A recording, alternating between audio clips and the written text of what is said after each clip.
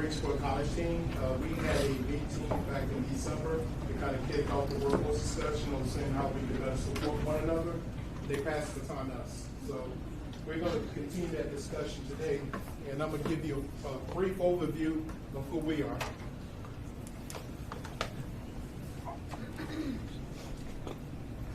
So the purpose of this group here that we're seeking is really to create an entity to support workforce development and economic development and the ecosystem that supports the initiatives and programs and services throughout the greater Guilford County and Piedmont Triad region, and also to establish clear lines of communication to better support the needs of industry and also the community via workforce and economic development.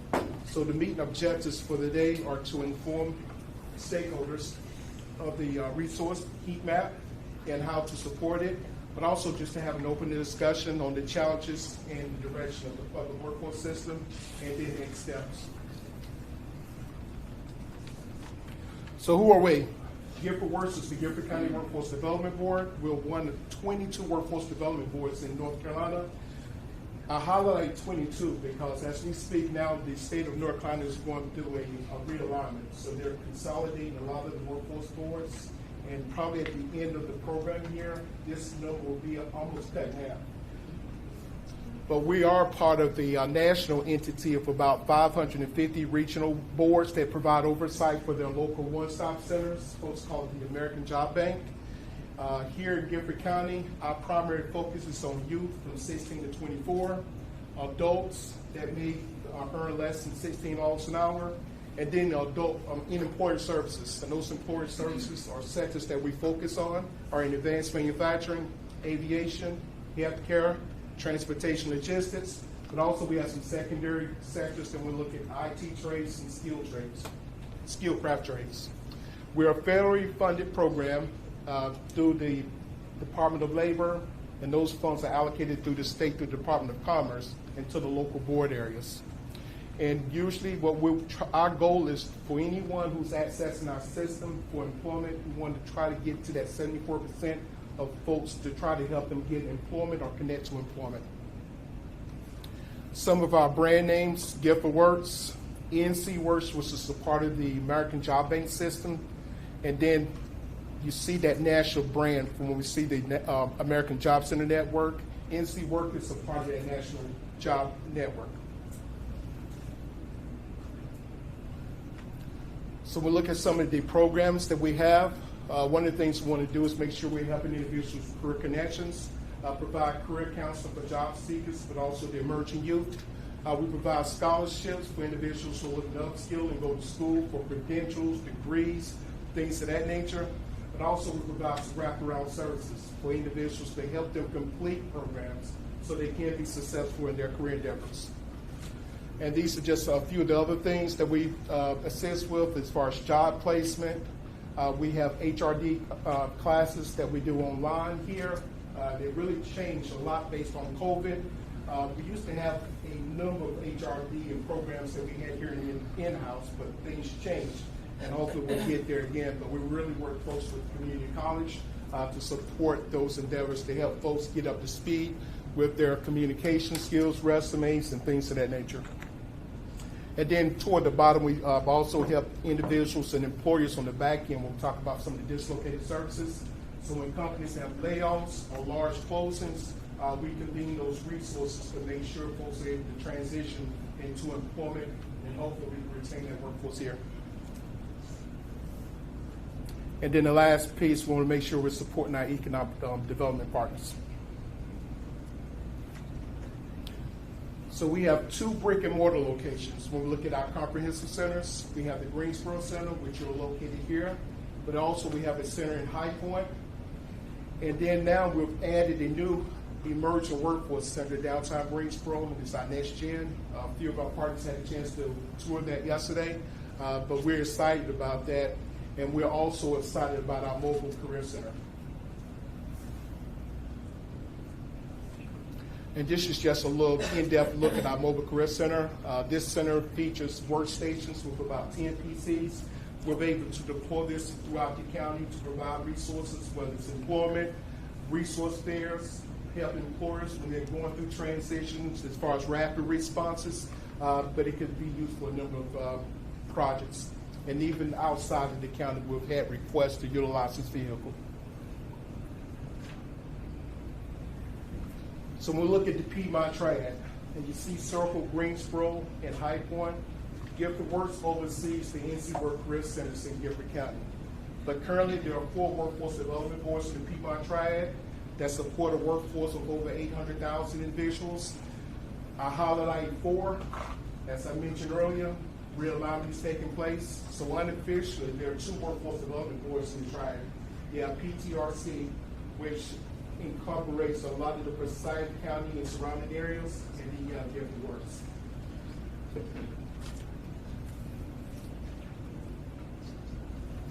If we take a deeper dive into business services, and our team mentioned Joyce and also David. Melissa Smith is a part of our team. She's at another meeting today. But these are some of the things that we do. So we assist companies with recruitment. We work with companies on work-based learning programs, especially when we look at things that offset costs for employers as they bring in new hires through our on-the-job training program, but also incumbent worker in our apprenticeship program. But we also provide labor market information to companies that may need data regarding wages, demographics, and just to kind of see where the talent is and based on skill sets they're recruiting for. We assist companies with hiring events, whether it's here on site or at their locations or out in the community. We're able to assist those companies. And also we have companies that are new, that are coming to the area. We're able to support them with space for interviewing, training, and meeting space.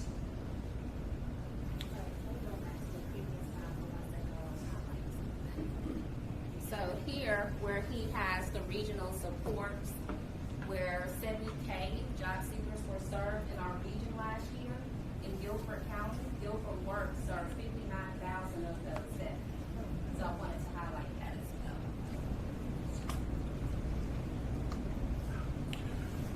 We are official sponsor of ACT Work Case Profiles, and we assist business with establishing benchmarks, things of that nature to really help a workforce skill. So we're able to create things through the work keys assessment as far as upskilling, but also setting those benchmarks when we're doing new hires.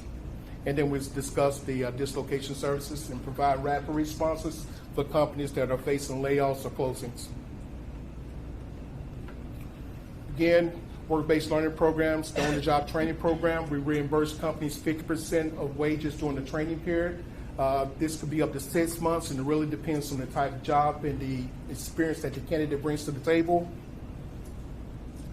Incumbent worker training, we assist companies with their existing workforce with grants up to 20K. Training that could be completed within a 12-month period, but we work with companies that need a third-party vendor or training vendor. It could be anyone in here that assists these companies in upskilling their workforce. This last piece, GuilfordWorks became the first workforce development board in the state to be an official sponsorship of apprenticeships. And we're proud of that distinction, but these 3 of our initial, what we call flagship programs that kicked off with welding, cybersecurity, and computer support specialists. Our program is targeted for adults and folks who are out of school. We have great apprenticeship programs within the area, especially when we look at AND and GAP and some of the things that are taking place with that population. And what happened was that we received a lot of requests from job seekers and folks that come through our system. They said, how can we attack or connect to apprenticeships? So we saw an avenue to really support our job seekers and folks that are coming in our system through this Gear Up program.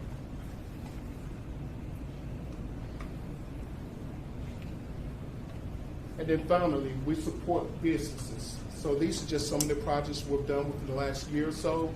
Existing projects, we work closely with the chambers, Sarah and Steve, and Meredith, and those teams to help them with the workforce needs. When we look at Amada and also Harris Teeter and General Dynamics, really to help them recruit, screen, and fill jobs.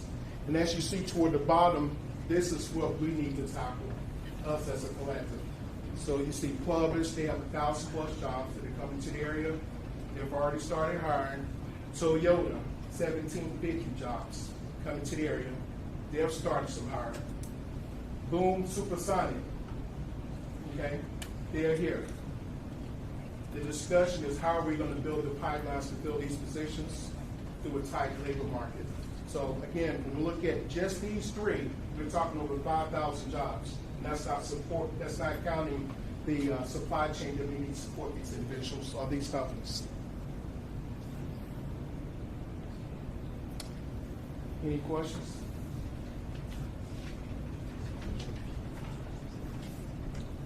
All right. So what we'll do is move forward. All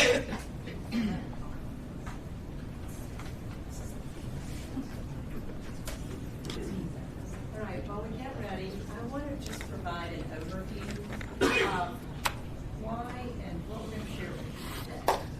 So part of my role is to meet with some of our largest member companies, some of our largest investor companies, and the Greensboro Chamber's work. And there's really not a meeting that I'm involved in with the leaders of that company where, you know, when I ask them, how are things going? How can we help you? And that's how I open the meetings. They say, we need talent, we need work, we need more workers. And then we start getting into, you know, the discussion about how they are recruiting, retaining, but what becomes pretty apparent pretty quickly is that they really don't know what else is available to them. You know, I can mention some of the workforce initiatives that are already in existence, but they haven't heard of it, or they have someone new in HR and that person hasn't heard of it. And so this has led to a conversation that we've had with our board. And in fact, in particular, one board member, Susan Schwartz, who leads the Singla Foundation, really wanted to better understand herself what all is available as far as workforce initiatives, education opportunities. So with her board's approval, she commissioned a research project last year. And this was the result of that research project. It includes workforce initiatives that already exist and some really valuable information that many of you lead. And she presented this to our board back in May of last year. We knew that there was already a need for, think of it as like a one-stop portal for our employers to be able to go there and learn what's available to them based on maybe how they ask questions. I did a Google search trying to find another, example of an ecosystem map, if you will, in the country. I found one in St. Louis that was basically underwritten by a foundation organization. And so I shared that, and then that has led us to think maybe that's what we need to do as well. And the Greensboro Chamber has a 5-year strategic plan called GROW. One of the 4 pillars of work is to grow our talent workforce pipeline. And so we've had this idea that it would be really great to have a one-stop place that we could send our employers so that they can learn about what's already available from education and workforce initiatives. And so we have signed a contract with us to actually work with us to develop what we're calling right now a Guilford Talent and Workforce Guide. And we want to share this concept plan with you and get your thoughts, because we're still early in the process. We need your feedback. What we do know is that this needs to be from the employer's perspective. That's who we have the relationships with. So I'm going to ask if, yes, we'll just go ahead and take it from here and share what we've come up with so far. So I'll illustrate this concept and the story. I was standing at a table with Steve earlier this week, and someone said, "How do I get a curriculum for my employees?" I was like, "Well, to me." And I was like, "What if Steve had stood at that table? Maybe they would have asked Meredith." It's all right now coming down to individuals, coming down to who I ran into or who I know or who I'm connected to. It's not very scalable. It's not very efficient. It's effective, but we need to kind of go beyond people. So, with that, here's a little bit about kind of the objectives and the audience for this, existing industries and potential employers moving in. So we see this as both people who are trying to find and keep their people who are businesses that are already here. And then this is a really great tool for economic development. To go see, we know that we're winning economic development deals and retaining businesses because of all of the resources in this room, but there's no good place to go see that. Again, there's a large number of services and programs. I think this room represents a good amount of them, but not all of them. There's no easy point to go find, filter, and access those pieces of information. Right now, the best way is through individuals, which if you're connected or if you happen to run into them and you happen to remember that you want that thing, great. And then this is a major problem for employers right now. This is a focus of their time, of their money, of their energy, both the volume of people they need and the quality of people they need. So we're trying to build an easy way for users to navigate and find all of the resources that you all have. Drive businesses to exact resources. So I want to make that point really clear, and you'll see as we go through what this looks like. It's not a directory listing of just all of the organizations. We want to really help people find specific resources for the goals and the needs that they have. Specific names, email addresses, phone numbers. Get in touch with specific people. And lastly, we don't want to make this a burden on anybody in this room. We want you all to participate. We want you to be excited to submit your information, to share this tool, and to really champion that this is a resource here. So we want to create a streamlined way for everybody to be involved. So this is how the tool will work. This is kind of the logic map, and then we'll talk about the user interface a little bit.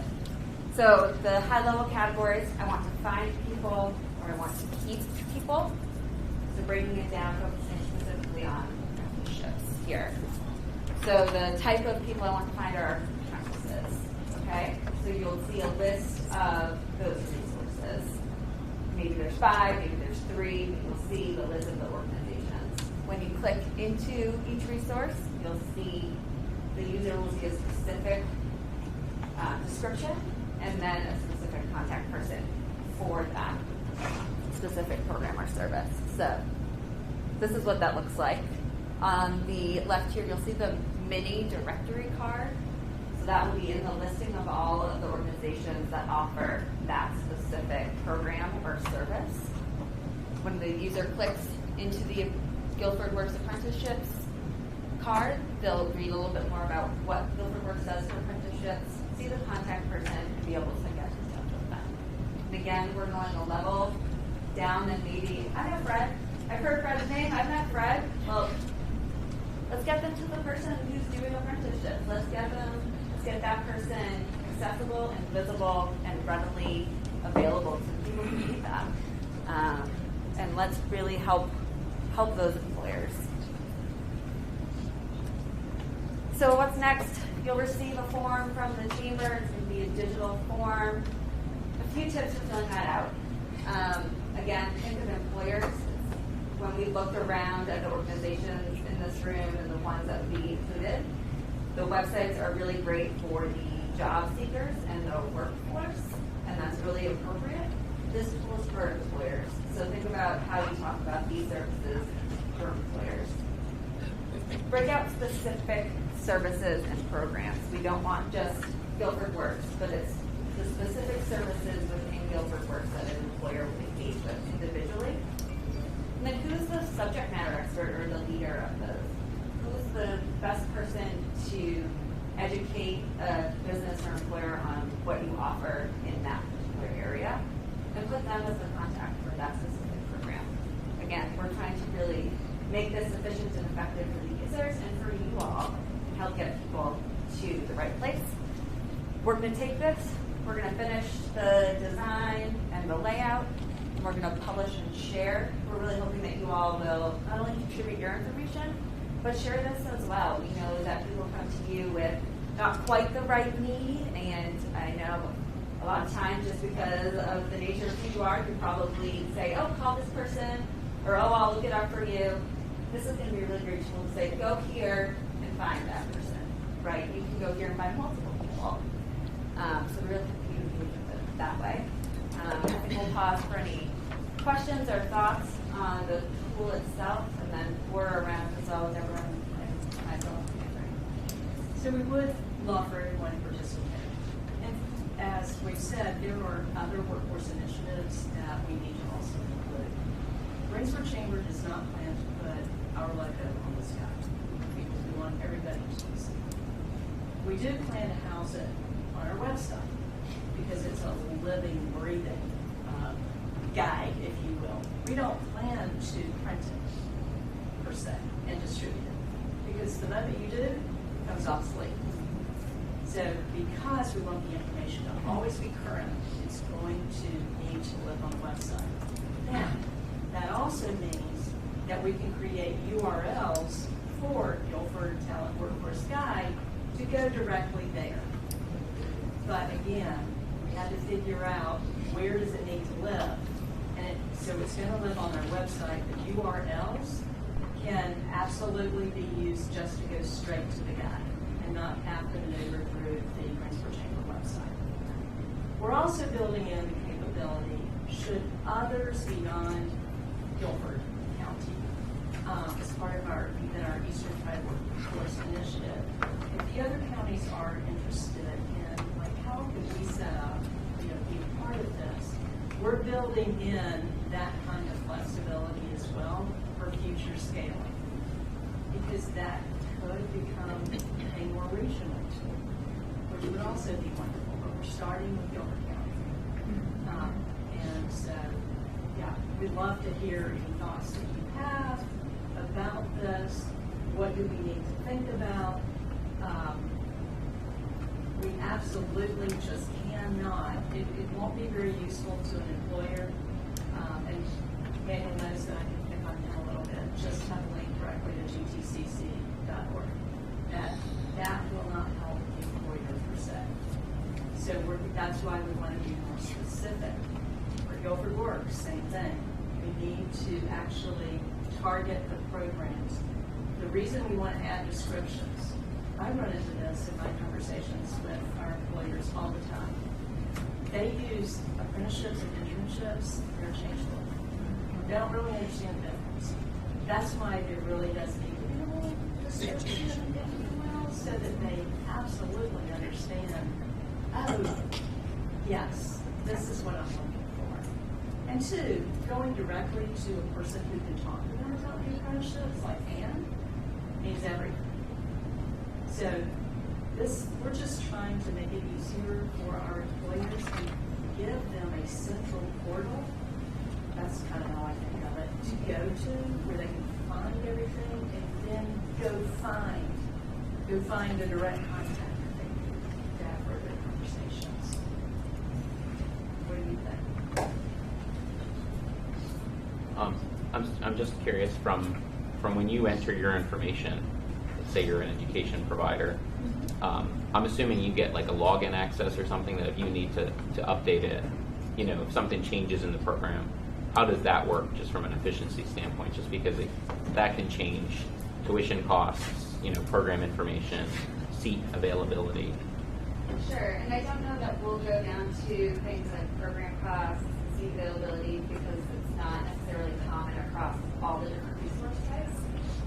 But we initially we won't have an employer login just because the process to automatically create the cards needs a little bit of manual review on the chamber side to publish. But we'll be flexible in being able to change those, and it's as simple as editing a Word document on the chamber side of things. So we're making that removable for will there be a mapping capability in it that helps people, realize, hey, I'm looking for folks, within, 5-mile radius of me or something like that? Well, this is not for them to per se do a search for people. Sure. Not people, but just resources. I mean, like It's a great question, Brian. I think that the way that the employers are going to be able to use it literally will just take them in, and it'll be intuitive as to what they will be wanting to see. And this is just Guilford County, so it is closest, Sure. proximity. Sure. Here It's and more now. based on outcome search in terms of the goal that I have is I want to find people, I want to find interns, okay? I want to go to those streets for based on their goal versus their, versus overall search. Is there an opportunity for when employers go to this site or this resource and they express their desire to engage with us, that we would then know who desires to engage, so it becomes a two-way? So that way we have the opportunity to follow up, because I just know in the daily operations of doing business, you have all these aspirations to do these things, but it doesn't always make the priority list. And so how can we meet them in the middle to ensure that engagement continues? So if I'm hearing your question, it's if they don't fill out the form or go to your site or make a phone call or email the person on contact, whatever that contact method is, if they don't take that step, do you have access to see who it was? That's an interesting, it's not built into phase one, but that's a really interesting thought.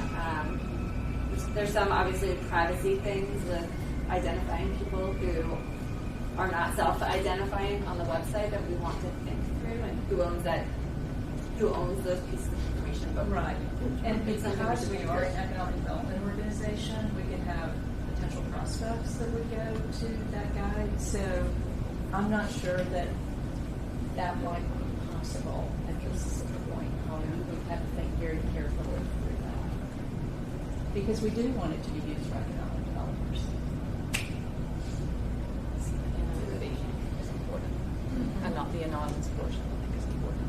Exactly. I had noted, and I should have asked this question before, but in the many calls we've been on, is there an option to have a little open space to send a question, just a general, I'm looking for this, I've looked on the website, just general questions, and then it will be who's responsible for checking all that, but Yes. just a place to And that, post. so the Greensboro Chamber is planning to add a director of workforce development ourselves, and so it would go to that person. Question. I think it's a great idea. Sounds like a great tool to connect folks. My question is, if we have numerous contacts for that one specific area, for example, Apprenticeship at Sea, we partner with Ann all the time, but we have 11 counties that we cover. How do you see that as far as the primary contact to serve that employer? Because we work with Fred and his team also, and then, with the Right. apprenticeship. Understood. These are some of the things we're going to have to get into as we work with you on how to set this up. Okay. It's a great question. Yes, Tim. Just really quickly, and it's a little bit of Wanda's and that gentleman's question. So how are the cards updated, I guess you would say? So if in contact were to change, so you showed the example of Melissa, if it wasn't Melissa any longer, what is that? Yeah, there'll be a way to contact a change request through the chamber. That's a relatively easy thing to update on the chamber's end, and we will just set up a way to request a change to that. So probably a partner form, if there's a form to submit to add an organization, a form to make a change to the organization. I'm already listed.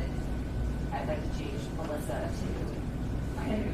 As we think through this, the one thing that we have to think about is, you're right, if somebody changes, because we don't want the employers to get frustrated. And so if that's not going to work, well, tell us now. And we will figure out a different way to make certain that we're always pointing to what you are updating so that it can somehow be automated. And is there a target, like launch date, or you're trying to push for, or? Yes. Okay. Definitely before June 30th. Yeah, the target, right now the target is May. You know, obviously as we hear more feedback and more incorporate more things change. The other way that we could address some of the context changing is if you all have like a group email, let's say for apprenticeships, and it distributes in a distribution list, that might be a good place so that all of the relevant people, if there's 8 people on the team, all of the relevant people get that incoming request. So that's still a very pointed request to the right team, but it's whoever's responsibility or district is in or whoever needs to handle that type of employer. And I think one of the things about this that's going to be interesting for all of us is that it's going to force us to look at how we're presenting to employers. Because sometimes, and I know, I'll just speak for us, sometimes we have to go back and take that employer perspective and go, okay, we're them. And we're going to try and figure this out on Brainstorm Chamber's website. Like, how do they go about it? Not how we think of it, but how do they think about it? Because we don't want them to be frustrated at all. And Do you have a plan for marketing it? Because I think it's a great idea. And it's just like anything else, how are you going to communicate to the businesses so that they know where to go? Because that's always the challenge. I think there's all this great work we're all doing in the room. Always the challenge is the right people yes. to know. So that's where we all can come together and publicize it, obviously, with the employers we work with.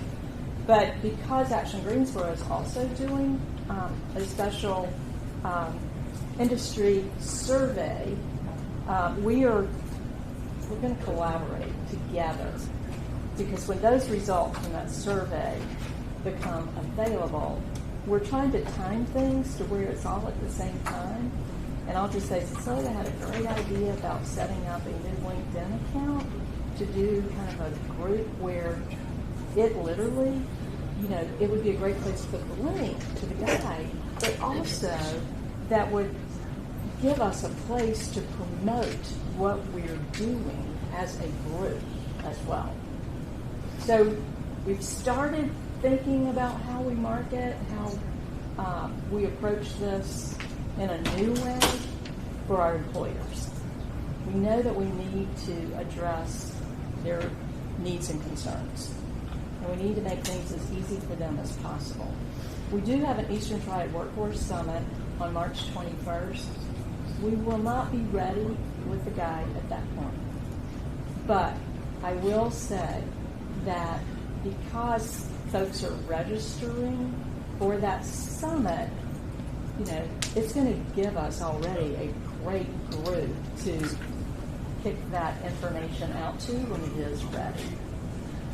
But again, this is where especially the economic development organizations like Sandy leads, our own, I mean, we've just got a great opportunity in front of us to help address our employers' needs. Because I think the challenge too, in my experience, the HR people are just like a revolving door. It is. And so that's the challenge, because the people, you know, that are running the companies, they're busy with their part, and it's the HR people that are key, that they have the knowledge, and they switch from county to county and entity to entity. So. Oh, you were right. Meredith and I have this conversation all the time, because I'll go to a meeting and I'll come back and I'll just tell Meredith, yeah, I went ahead and told them about this, this, and this. Workforce initiatives, programs that you all offer. And Meredith would have met with them like 6 months before, but the person has changed. The new person that was in the room with me, they didn't know. Yeah. I mean, my gap directory, I try to update it, and each month I'm like, it's like a revolving. I can't keep up. I just can't keep up. That's a good point.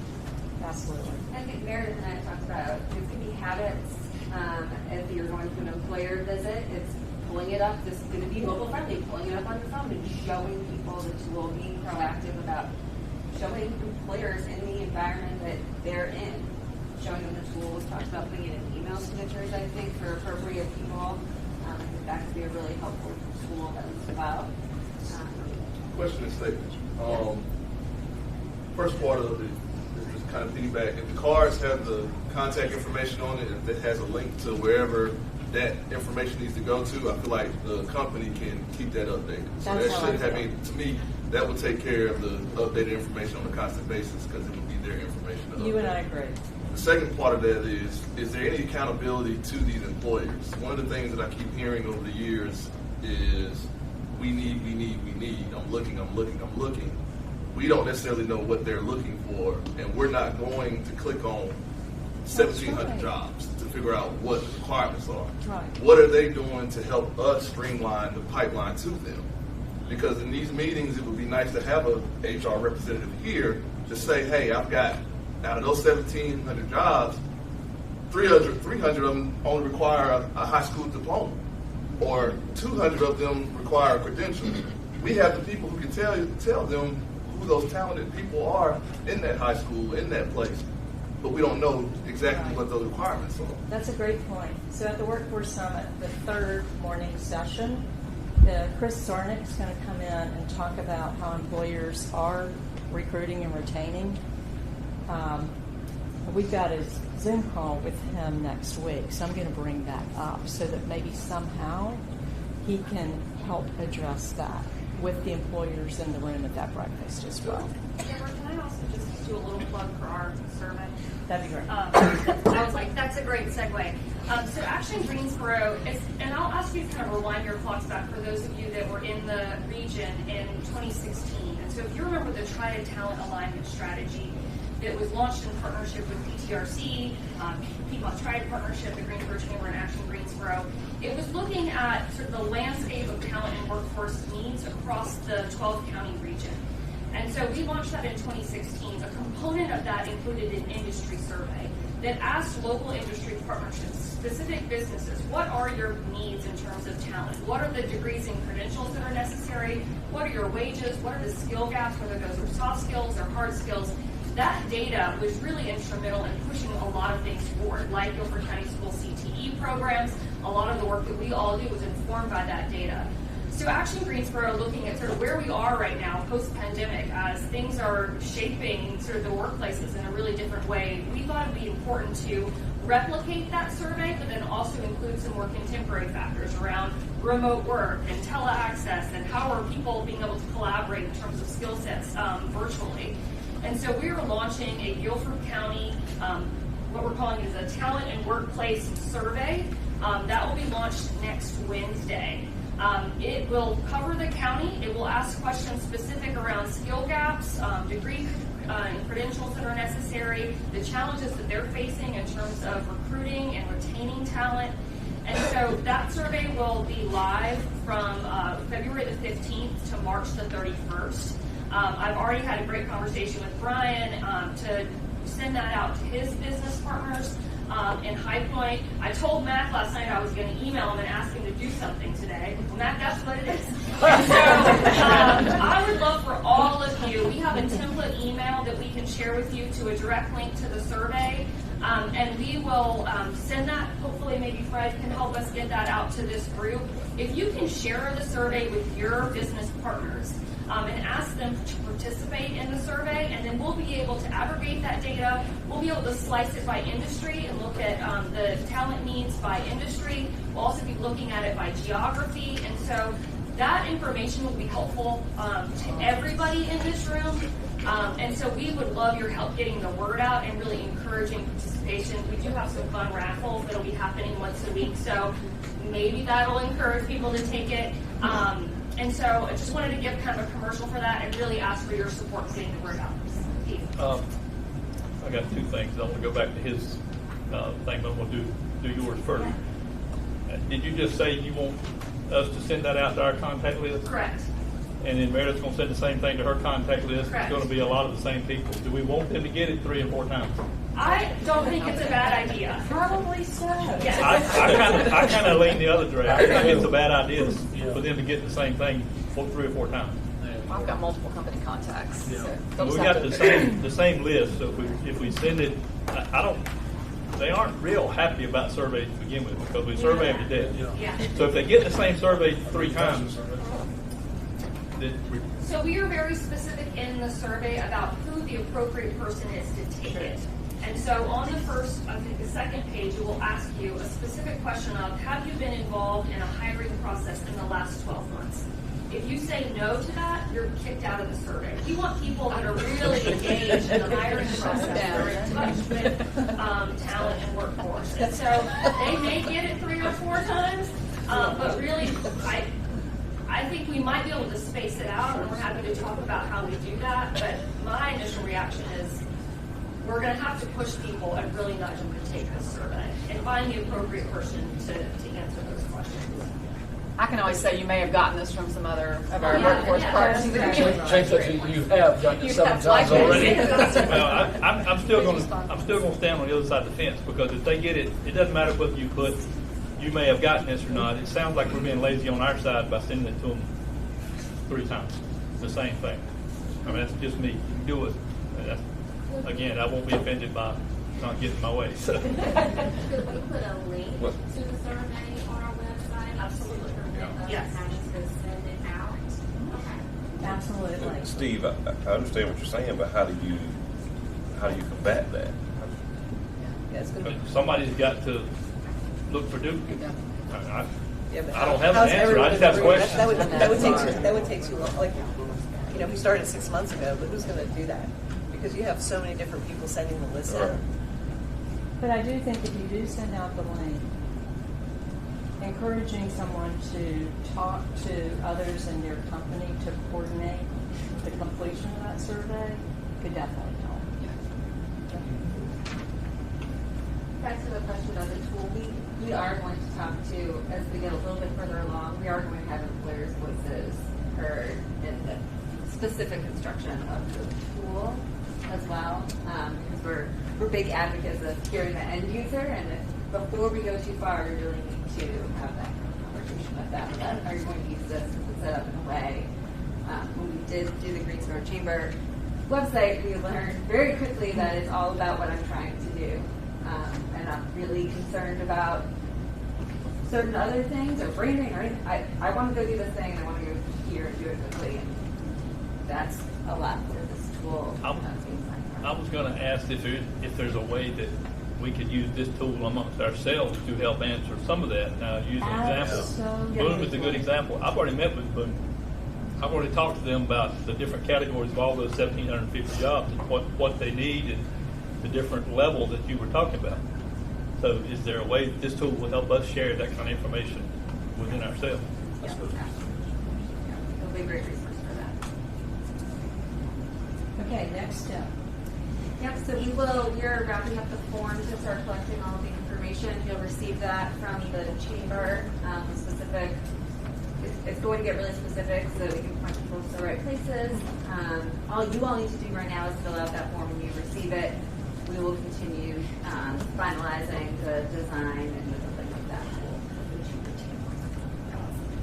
One thing I want to bring up, and I want to make sure that if I'm not clear on it, everybody's probably not clear on it, is like the organizations that have multiple groups that are going to have multiple contacts.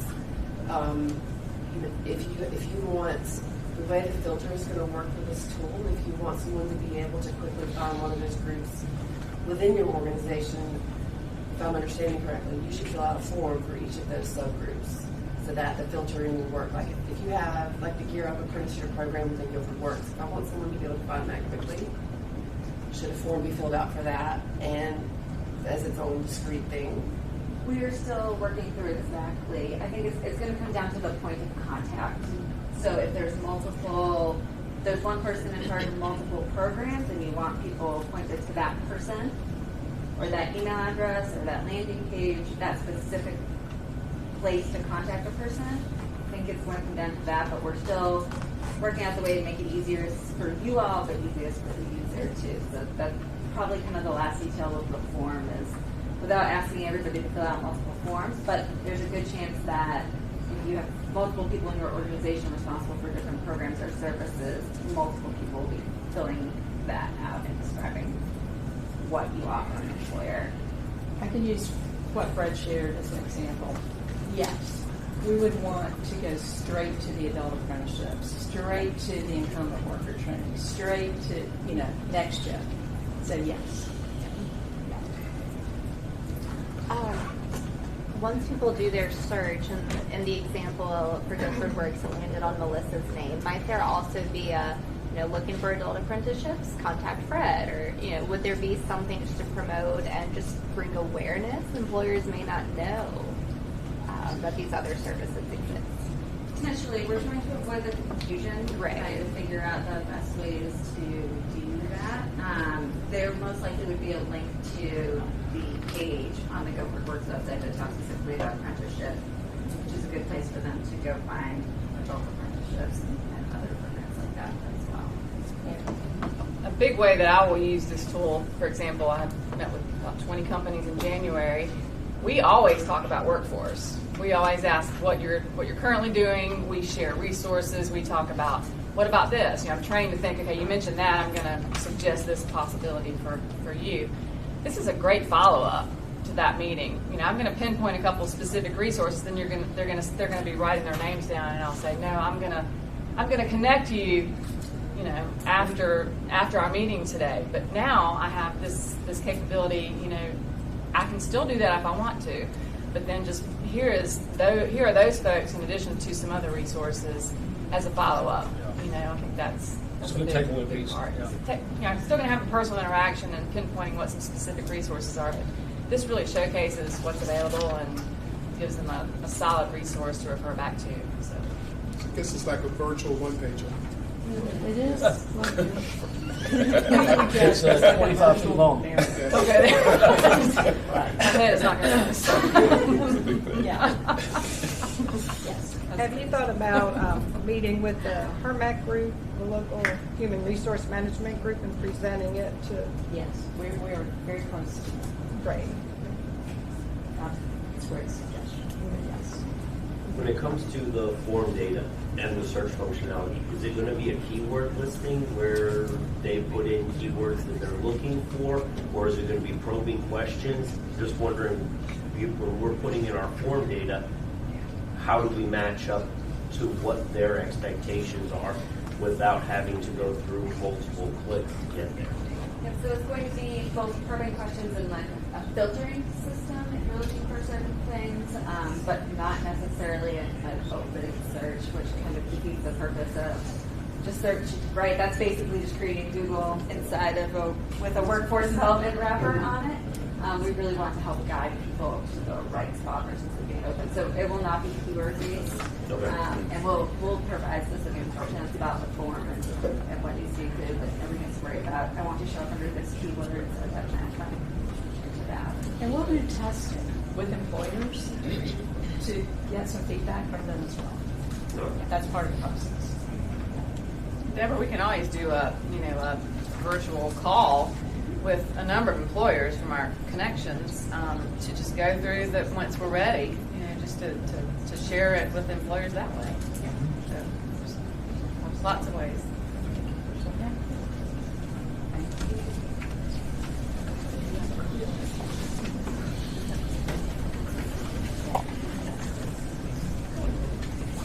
Thank you. Deborah, Allison.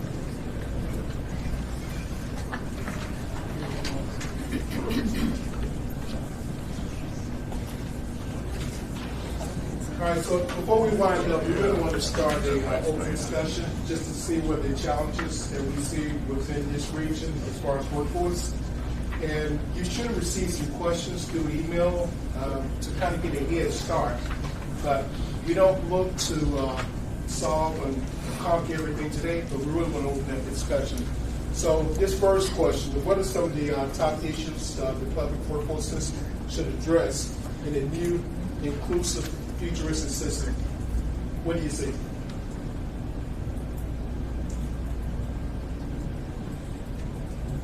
Anyone? When you put public workforce system,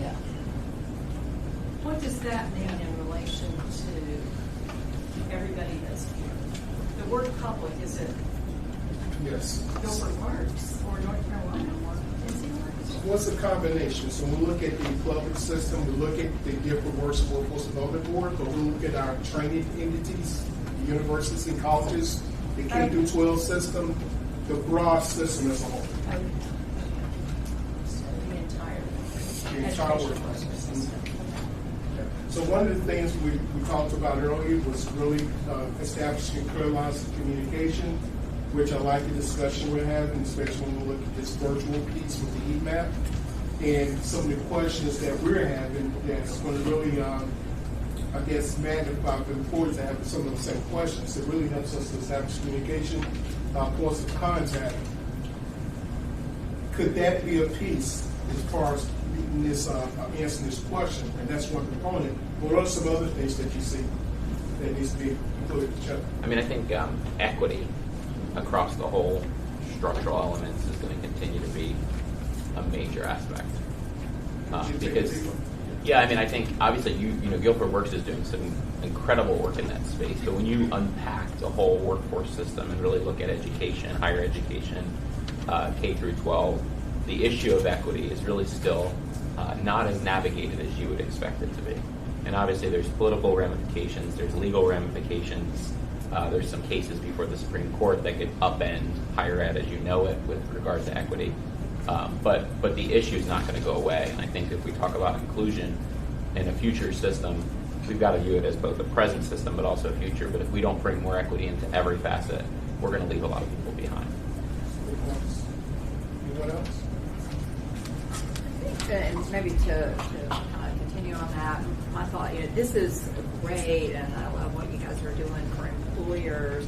But the other thing, the issue, is getting to all of the citizens, and that's the thing we run across too. While employers may not know of all the services, the job seekers may not know of all the services too. So that continued marketing, messaging, getting that word out, and we're kind of continuing, I think, to hear that, particularly in areas that have been underinvested for years. There's people there that really have no idea about all the wonderful opportunities that are out there right now. So I think just that continued thought is how you manage that outreach. Okay, so the equity piece and the outreach to the job seekers are parts. Anyone else want to add anything? I would say one thing that you need to consider is going along with just outreach, but accessibility. When you think about today's job seeker and how they're changing. So there's lots of current workforce who are retiring out. And so there's this huge generational gap between who currently works there and who will work there. Huge difference in the type of mindset, and the type of just decorum these types of workers have. And so I think one of the things that has to be considered when we think about a futuristic system is who are we currently trying to attract, and do we have the resources and tools and platforms to engage them? And if you make things too cumbersome, thank you, Allison, from the conversation that we've had this week, but we were amening Allison when she was saying if you make things too cumbersome with today's generation, Gen X, those are folks who were born in the 90s through the early 2000s who are now entering the workforce. If you make things too cumbersome on these websites that we're talking about, finding this, they're going to leave you and they're going to go somewhere else where it's more conducive and quick, immediate gratification and results. And so if we're not shaping our workforce systems around attracting the next generation of worker, we're going to lose them. And there's so many options. Like we have the highest unemployment rate and so many jobs that are being created. So there's so many opportunities for them to go somewhere else. And so when you talk about attracting and retaining, we have to do some things differently to get the attention of who's coming into the workforce now. Of course. I can add one other thing is that, particularly I work in an environment, and let me ask this: how many of us caught the bus here today? We've got job seekers must have transportation to get to those places. we're in a boom in this area, and no pun intended, but how do we get those workers that we're training to get to those jobs? We've got to look at our transportation system. I know the city is that way. We've got to see how quickly can we get persons jobs, and we've got to be able to, if the job starts at 7 o'clock, they should not have to leave at 5 o'clock to get to that job because they got kids and so forth on there. So I think one of the things is our system, and I think it's probably region-wide, transportation-wise, I think that's going to be our challenge. And I think I'm working with part of workforce development in your shop with the increasing the percentage of folks with post-secondary education to 6% in a not too distant future.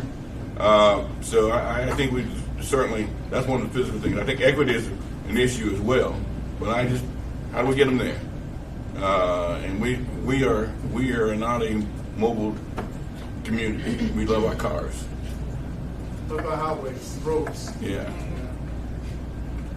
Mac, we agree with you. We're looking at that as a local legislative priority.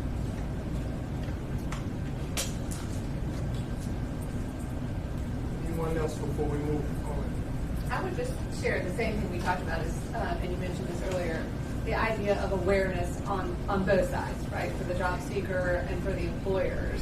And we shared, it's a really changing environment. So often, just thinking about what are we marketing, how are we marketing, you're not always going to be able to share it in a meeting. So thinking about websites or tools that make it easy for our partners to find the resources is really critical to the work.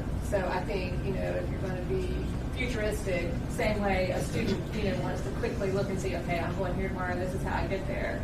That I think we need to think the same way about those folks who are employing, whether they're a nonprofit, small business, how are they finding us and how do they know what we do?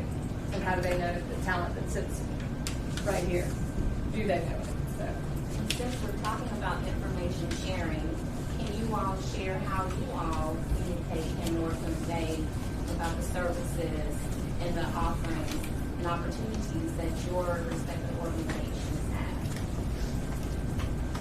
And I'll start with us. I know that we use QR codes, especially when it comes to attracting the emerging workforce, our young adults and younger population. So that is something that we can incorporate. But I'm interested to hear what you all are. Amanda, did you have something? I did have a point, so to your overall question, but I'm happy to defer if y'all want to talk about the. I'll just go ahead. When we're thinking about these high level conceptualizing like our economic ecosystem and how we're going to stay competitive with these other major metropolitan areas that are growing and keeping attracting industry and keeping our talent here. There's a lot of threats that I see in the next 50 years, which is, and opportunities with automation. And it seems like as someone who's in in a 4-year liberal arts university, we can't possibly prepare a workforce for 20 years from now. But I really hope that that we are thinking about what type of people do we want to be in this room in 20 years? And to me, we can't discount the life-changing, knowledge-changing, heart-changing experience of a 4-year university, including at a liberal arts college. Our students are prepared to think for those 4 years. They may not come out with, I'm equipped to do this one job only, but I see where Guilford grads go in Greensboro, and they end up seeing opportunities and understanding where we're not being efficient as an ecosystem, and so I want us to think about the place for the liberal arts, which I feel is kind of getting pushed aside, even though there's amazing other resources and opportunities with technical degrees, apprenticeships, lots of other job training. But I think that we're also going to need people who are able to think systemically and pivot their industries. And I think that our 4-year universities could be that future. If I could add to that, Apprenticeship NC has a program with A&T, NC Clean, and Solar Energy in partnership with the university, so you're absolutely right. And I'm not sure if the question, or if this is an issue, but what we hear when we visit employers, it's in reference to wages, and that's a challenge with retention. So I know you offer grant programs, just like we do, but you hear that all the time. I'm not sure if that would be an issue that, we can address here. But then to your point, Daniel, we do talk about our partnerships, county schools, community college. We have a funding page where we do our presentation because we do get leads from Raleigh, and we reach out to those employers and we provide an overview of Apprenticeship NC, and we include all our partnerships, including funding. So that's how we share our partnerships with employers. Fred, I was going to suggest, I think to the earlier point around communication, to Danielle's question, I think, we're going to have to see you doing some TikToks. Because there is something to be said about those, modes, and particularly I think that, particularly to reach a younger generation, we have to be willing and able to change kind of our ways of how we communicate. And I will say, there's a lot of discussion too about how you can better leverage LinkedIn, and I don't say this in any offense to our marketers in the room. But marketers generally are not the people to talk to about LinkedIn. It's actually content creators. And so if you look at what's happening on LinkedIn and what's transforming on LinkedIn is actually a content creator tool to reach and have conversation around networking and a whole host of other things. And the algorithm actually, why I say that around marketing, is that it doesn't support marketing. It actually supports content creation. And so, one of the things that people have to think about with LinkedIn is how do you create a content creation story that can resonate with an individual around mobility and around career mobility and help them see the value that they can have. And it's a big algorithm change on LinkedIn that's happening as we speak, and it's very interesting.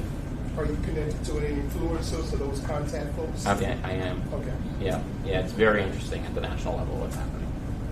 In fact, Steve Cadigan, who's the chief human resource officer at LinkedIn, I was at a recent gathering with him, and he spoke about really coaching us around this idea, and the whole thing is revolutionary. You can buy ads, but what you see is that if you couple the ads with a content creation story, it explodes. So maybe that's something that this group can, benefit from. Someone coming in, doing that one-on-one, and that we can develop the websites and those social media connections to reach out to the public. Yeah, and I think it's actually an interesting thing that even at the chamber to give thought to, because when you think of Boom and you think of all these big ones, they're all at the end of the day, they're gonna have to bring people to this region to live here and work there. There's not gonna be enough people. And how do you have that content creation that speaks to why this is a place to be? And so for anyone that's involved in visitors, travel, chambers, economic development, if you leverage LinkedIn in the right way, even in higher ed, if you can leverage it in the right way, it becomes a powerful tool in a way that no one has ever actually thought of it in that way. It's no longer just a sterile networking tool. That's how it was developed, but now it's really content creation. I think I'd add to that, some of what we talked about on Tuesday was to start with finding what you're going to say first. What is the story you're telling about why you would be here, why you would take those jobs?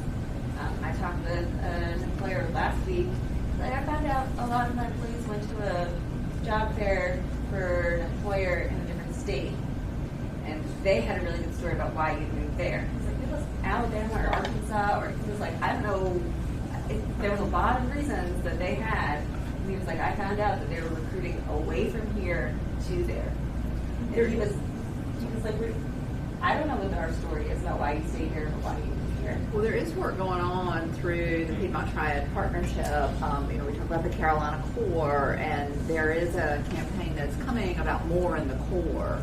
And so it is all of the livability items, the cost, in addition to these wonderful opportunities. So that is continuing to be worked upon. And GCEDA has a livegreensboro-nc.com site that you can go to. So this is work that the economic developers have been doing. That Live Greensboro-NC site talks about the housing and shows some of the beautiful living opportunities across a broad spectrum that we have here, as well as there was connection if you had interest in particular work to Human that would reach out to you and talk to the Greensboro Chamber. So anyway, those efforts are ongoing, and we need to make sure that all of the people in these rooms know about them for sure. With GAP, we're actually leveraging our current apprentices to do our marketing. So we've always gone out to the high schools to recruit, but this year we made a change. We actually trained some of our current apprentices. The employers were kind enough to give them time, and so they did our presentations for the first time. And it was powerful, but cringing at the same time, because some of the language and some of the things they said, we had to kind of pull them back, but we're going to continue that. And TikTok was something that they mentioned, because we're also surveying our current apprentices. How did you get in the program? Who spoke to you? Who were those influencers?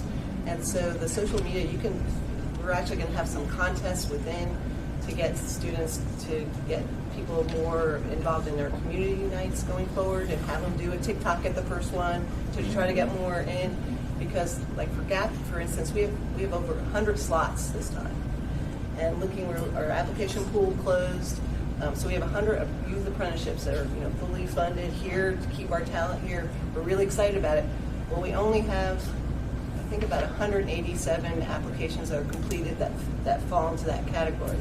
And then when you start pulling people away that don't meet some other requirements, they didn't do other things, the number dwindles. So, and the employers aren't going to hire someone if they don't like them, right? They're not going to hire. So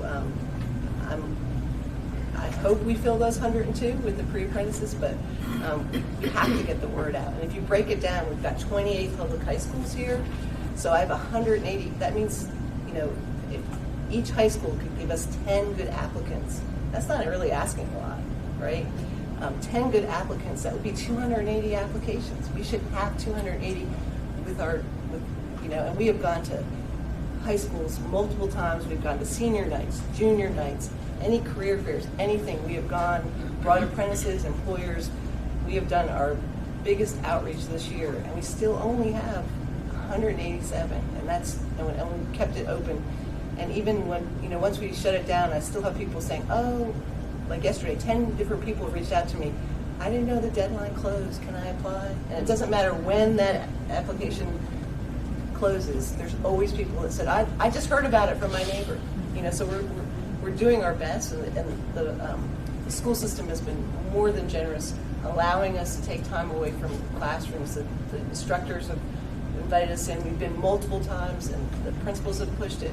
But it's just kind of sad, because these are like fully funded apprenticeships, and these companies will continue to pay for a 4-year university after they finish. So this is not an end.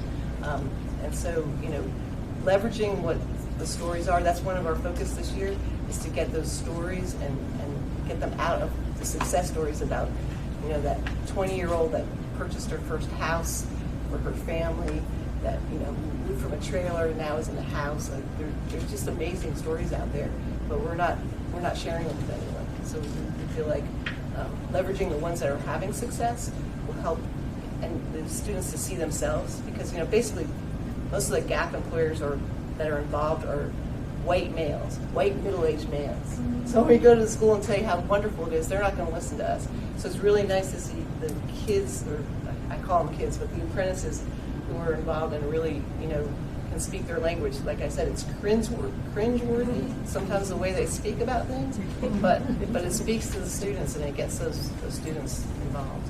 So, and the QR codes, when we go to events and things, we have the students scan their phones to sign in so that we don't lose their information. When we try to get the parents to do it, it's a struggle with the students. So just kind of leveraging, but we're trying to find out from the students and kind of use that for our marketing. instead of our middle-aged people that are sitting around the table coming up with ideas. And at GuilfordWorks, we've been working on our narrative and sharing our success stories because we understand that in order for us to be able to recruit and retain and to help upskill individuals, that we have to share others' experiences. And so we've been working on that same area for our organization. So thank you for that. All right, so I want to respect everyone's time. We do have a few questions that we want to send back out to everyone through a survey. We feel they're really important for this discussion as we continue this discussion. But one of the things, as far as next steps, Jeff, you brought up a good point with the content and just really hearing information on the heat map.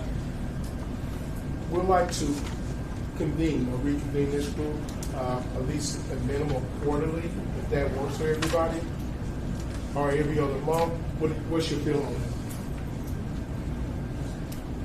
Quarterly, every other month? Yeah. Quarterly? Okay. Yeah, so what we'll do is we'll reconvene in May, I'm thinking. But we'll send some days out. Yeah. Right.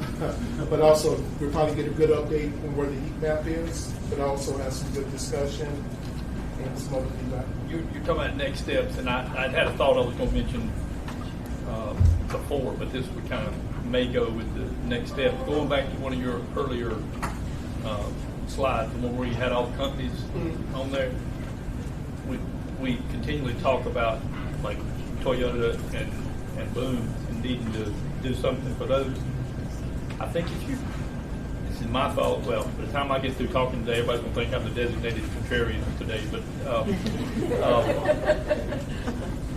from my conversations with the companies that are here, been here for a long time, and my own thought process is we need to be thinking in terms of filling their jobs, because Toyota and Boom aren't going to have any trouble getting people.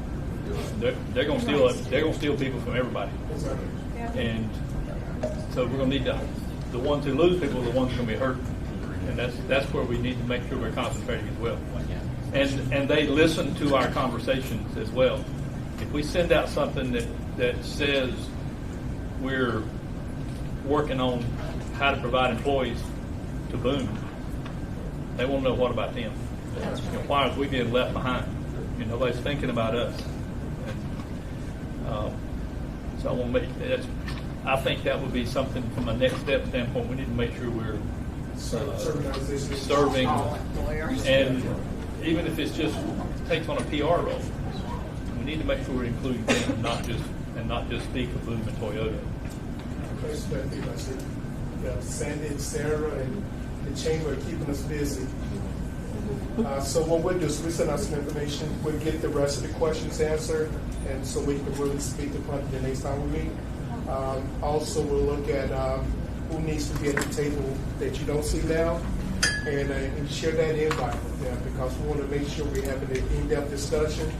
We want to invite more employers. So the key thing I heard, without hearing that feedback from employers and their needs, it's really going to help us with building the pipelines. So I want to thank everyone for coming, and we're looking to continue this. I want to give a big shout out to Tiffany and Wanda.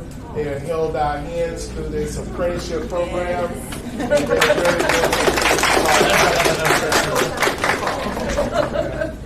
But thank you. There's food. Please network and enjoy yourselves.